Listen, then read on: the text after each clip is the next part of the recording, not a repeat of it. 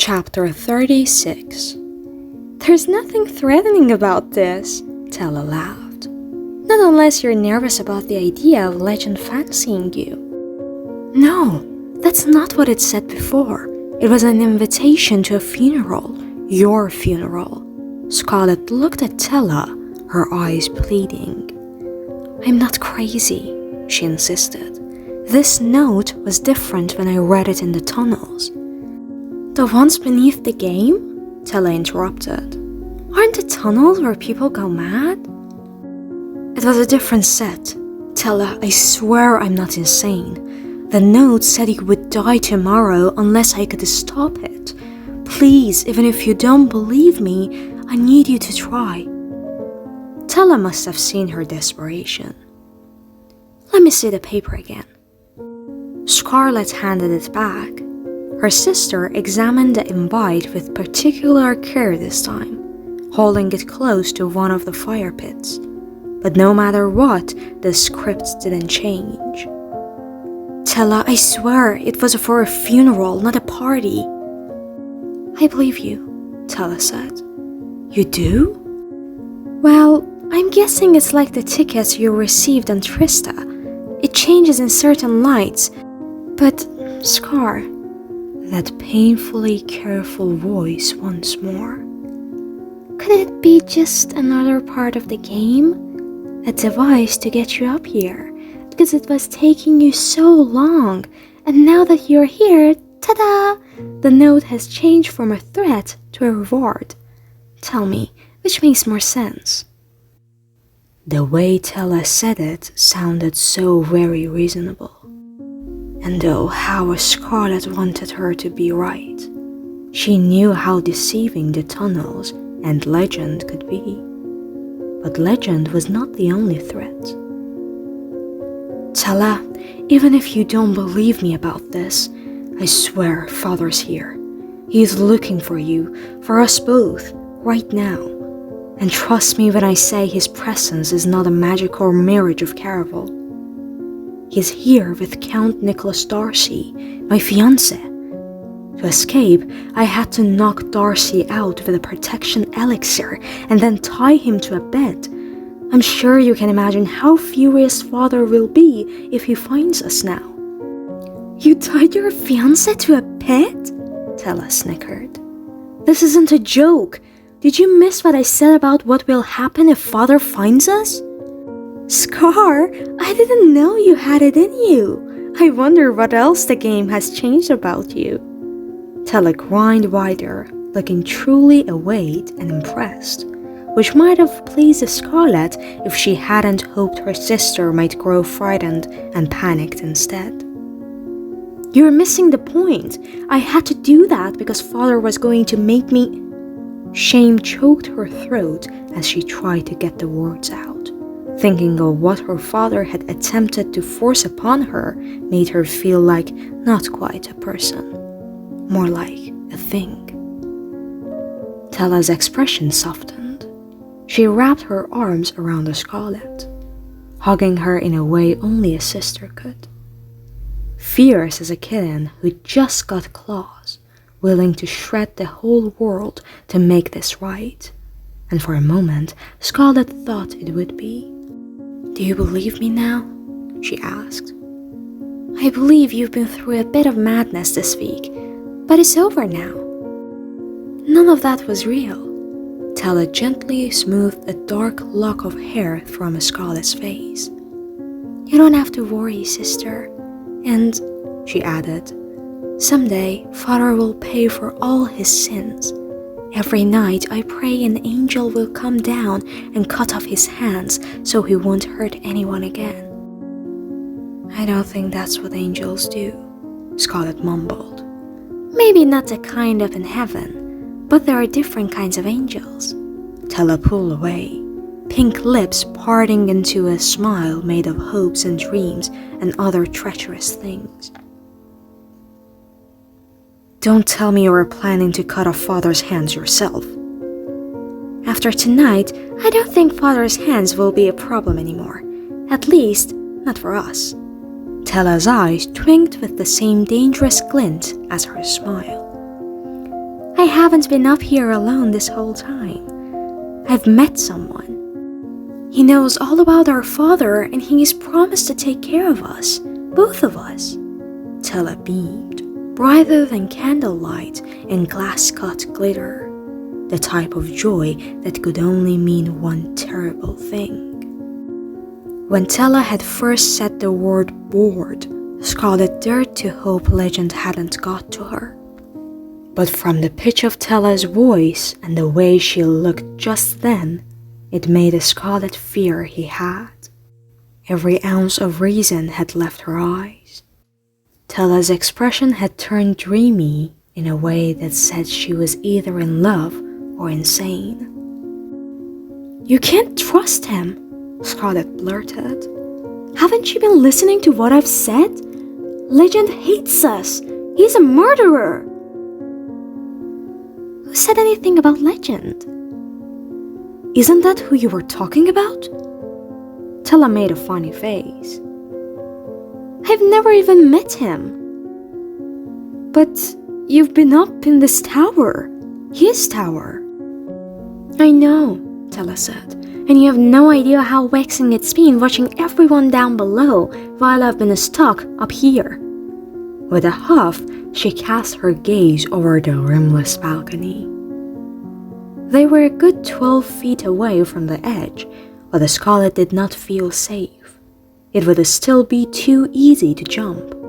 Tella might not have been seduced by Legend, but knowing the master of Caraval had placed both Dante and Julian in Scarlett's path, she could not imagine Tella's new suitor was any different. The perfect boy to drive her mad. "What's his name?" Scarlett asked. "Daniel Dangle," Tella announced. "He's a bastard lord from the far Northern Empire. Isn't that terribly delicious? You'll love it, Scar. They have castles up there, with moats and towers and all sorts of dramatic things." "But if you've been up here all this time, how did you ever meet?" "I wasn't up here this entire time." Tella's cheeks took on the faintest pink blush, and Scarlett recalled the man's voice she'd heard coming from Tella's room after the end of that first night. "I was with Daniel when I was abducted for the game. He actually tried to fight them off, but they just took him as well." She smiled as if it were the most romantic thing that had ever happened to her. "Tella, this is wrong," Scarlett said. "You can't be in love with someone you just met." Tella flinched, the hue of her cheeks deepening into an angry red. "I know you've been through a lot, so I'm not going to point out that you were going to marry someone you'd never even met. That was different. I know, because unlike you, I actually know my fiancé." "Did you say fiancé?" Tella nodded proudly. "You're not serious," Scarlett said. "When did he ask you to marry him?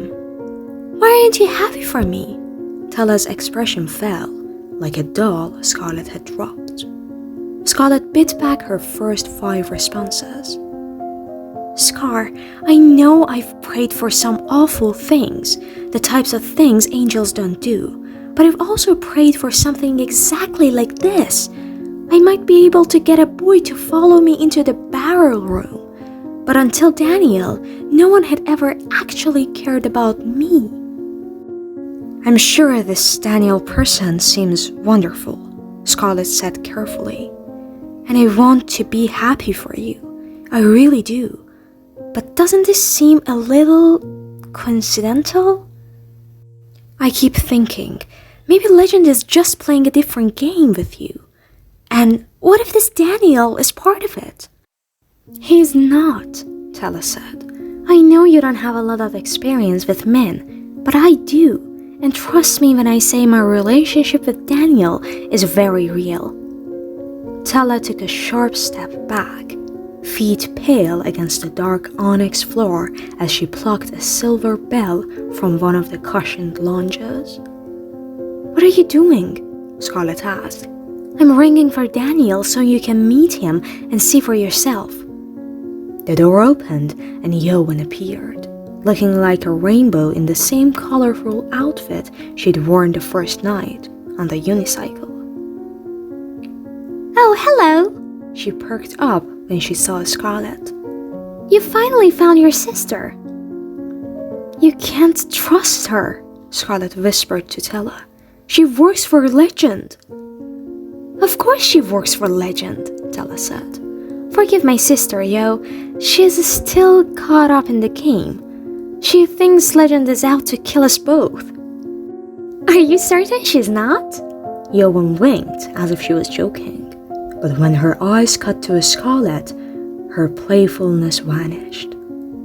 Did you see that? Scarlett said. She knows. Tella ignored her. Can you fetch Lord Dangle for me, please? Before Scarlett could protest, Yoan nodded and disappeared the way she'd come, through a hidden door tucked into the back wall.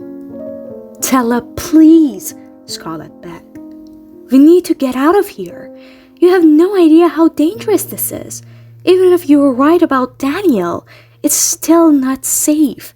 Legend won't let you be together. She paused and held out her hands, showing her sister all the precious blood once more. See this? Her voice cracked.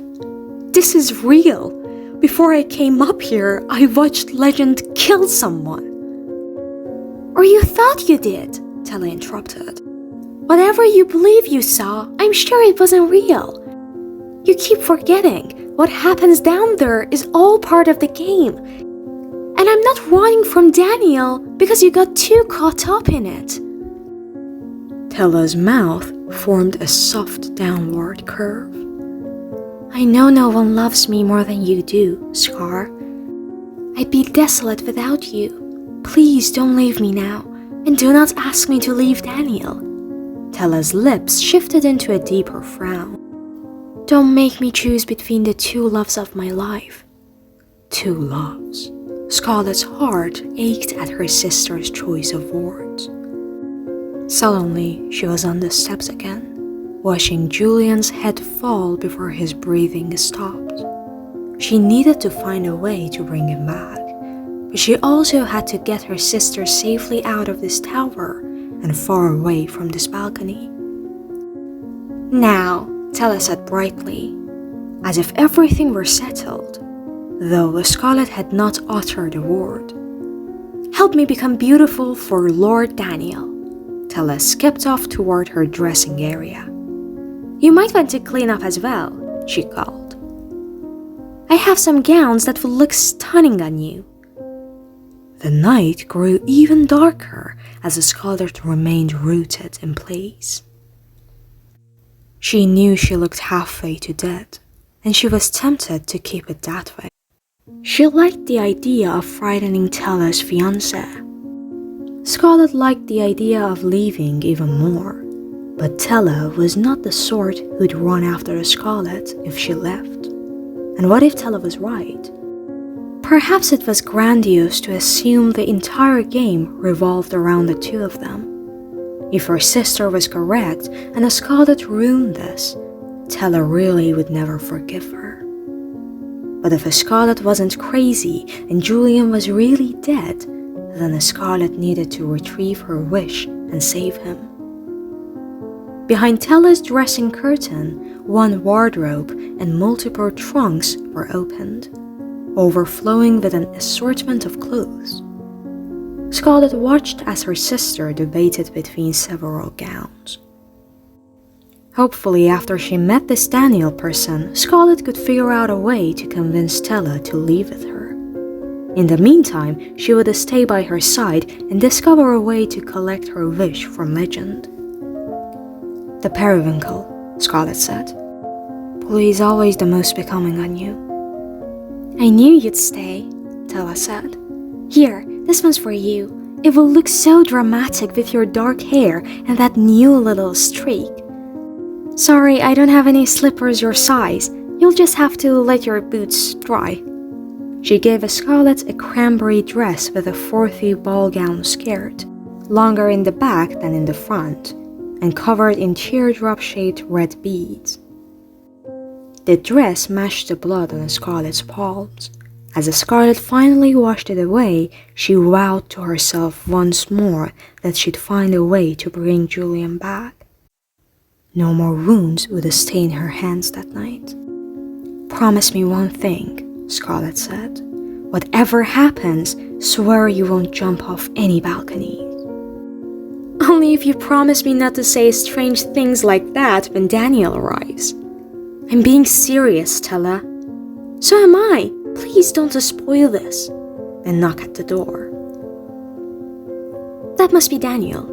Stella slid into a pair of silver slippers before spinning around in her periwinkle dress, the color of sweet dreams and happy endings. "You look beautiful," Scarlett said, but even as she dared to hope her sister was the one who'd been right all along, Scarlett could not ignore the bitter yellow puddle of dread in her stomach as Stella swept out from behind the dressing curtain and toward the hidden door against the back wall. The world swayed as Stella opened it, everything tilting as Scarlett watched the man on the other side reach around her sister's waist and reel her in for a kiss. 2 spots of pink colored Stella's cheeks as she pulled away. "Daniel, we have company." Stella drew the man she called Daniel back toward the cushioned lounges, where Scarlett stood, immobile. "I'd like you to meet my sister, Scarlett." Stella beamed again, so brightly she didn't notice the way Scarlett had involuntarily taken a step back, or how the young man at her side ran his tongue over his lips when Stella wasn't looking. "Donatella, step away from him," Scarlett said. "His name is not Daniel."